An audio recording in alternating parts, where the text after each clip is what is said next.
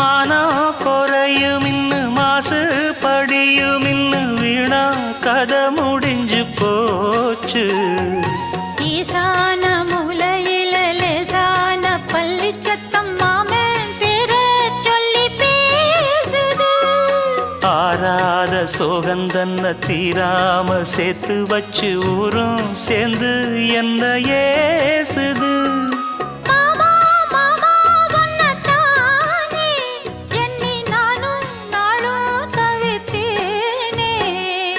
கூண்டுக்குள்ள என்ன வச்சு கூடி நின்ன ஊற விட்டு கூண்டுக்குள்ள போனதென்ன கோலக்கிளியே.